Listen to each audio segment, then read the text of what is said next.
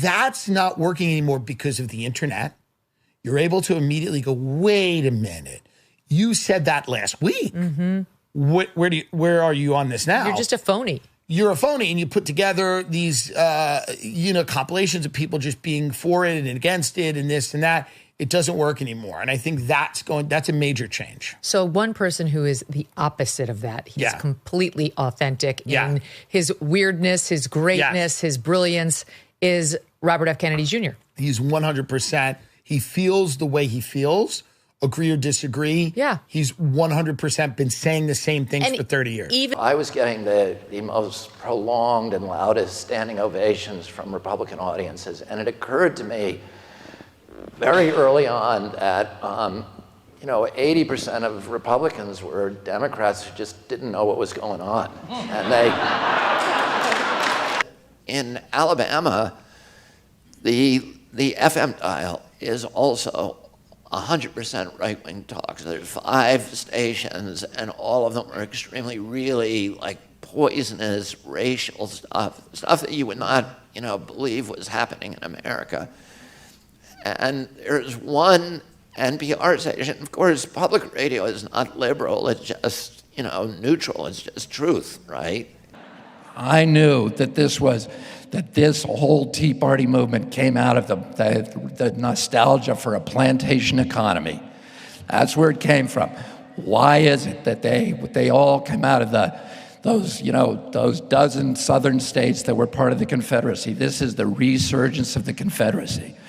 You hear the teabaggers saying that big government is the big threat to our democracy. Are you solidly for Hillary, or are you more anti-Trump? No, I'm solidly for Hillary. I think Hillary is going to be a very, very good president. Are you a Hillary supporter? Yes. Okay. Does it bother you? But I have to say, I love Bernie Sanders too. You do? Yeah, I think Bernie Sanders is,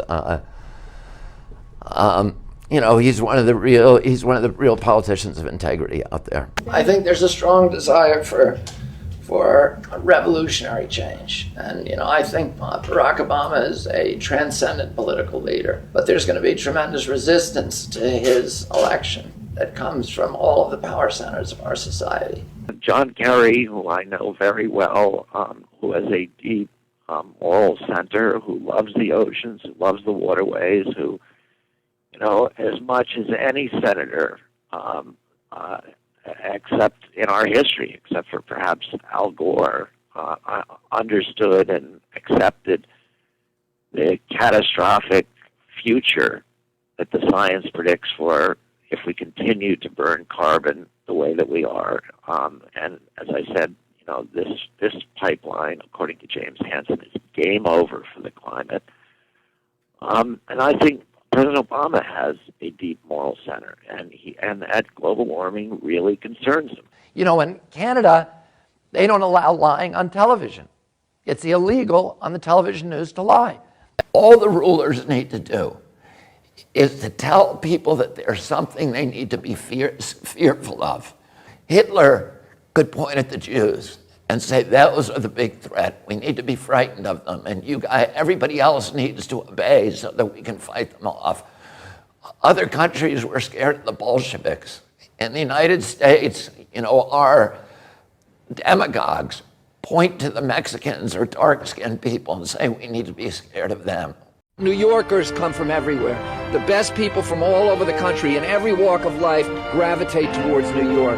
We've produced the leaders that have articulated a vision for America of a community of all kinds of different people who go together because we share a value. It is against everything we stand for as a state to say that you can't participate in public life in this state because you weren't born here. We should be proud in our state that we've gotten somebody of the quality and the timber and the character of Hillary Clinton.